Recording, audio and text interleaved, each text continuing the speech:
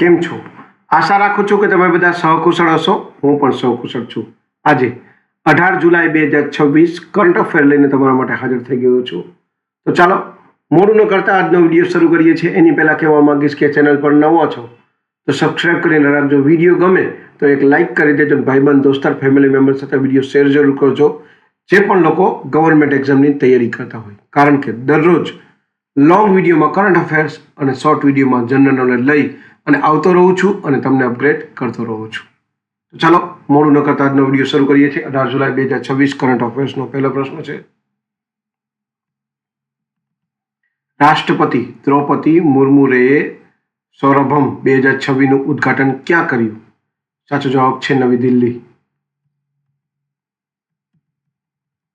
બીજો પ્રશ્ન છે, પીચ બ્લેક 2026 કયા દેશ દ્વારા આયોજિત કરવામાં આવી રહ્યો છે? સાચો જવાબ છે ઓસ્ટ્રેલિયા. ત્રીજો પ્રશ્ન છે, કોરકુ જનજાતિ મુખ્યત્વે કયા રાજ્યમાં વસે છે? સાચો જવાબ છે મધ્યપ્રદેશ.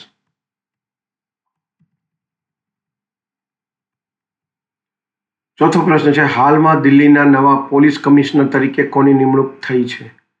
સાચો જવાબ છે અનુરાગ કુમાર. પાંચમો પ્રશ્ન છે, નાલમ સિસ્ટમ આરોગ્ય પોર્ટલ કઈ રાજ્ય સરકારે લોન્ચ કર્યો છે? સાચો જવાબ છે તમિલનાડુ.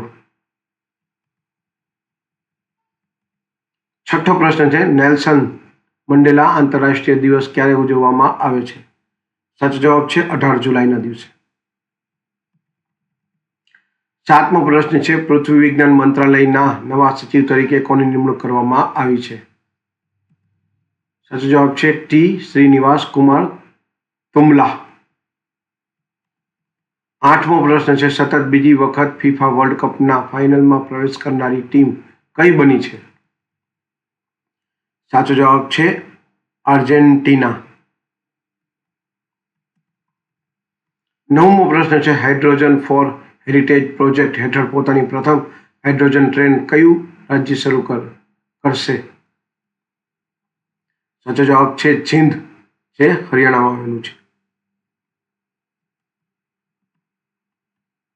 10મો અને છેલ્લો પ્રશ્ન છે, ભારતીય નૌસેનાનું ઓપરેશન સદભાવ રેડીનેસ 2023-26 ક્યાં આયોજિત થશે?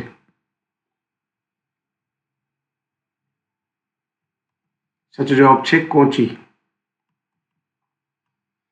આ હતા 18 જુલાઈ 2026ના કરંટ અફેર્સ અને તેના જવાબો. વિડીયો ગમ્યો હોય તો વિડીયોને એક લાઇક કરી દેજો. ચેનલ પર નવા હો તો સબસ્ક્રાઈબ કરીને રાખજો, કારણ કે દરરોજ લોંગ વિડીયોમાં કરંટ અફેર્સ અને શોર્ટ વિડીયોમાં જનરલ નોલેજ લઈ અને આવતો રહું છું અને તમને અપગ્રેડ કરતો રહું છું. આજ માટે આટલું જ. જય હિન્દ, વંદે માતરમ.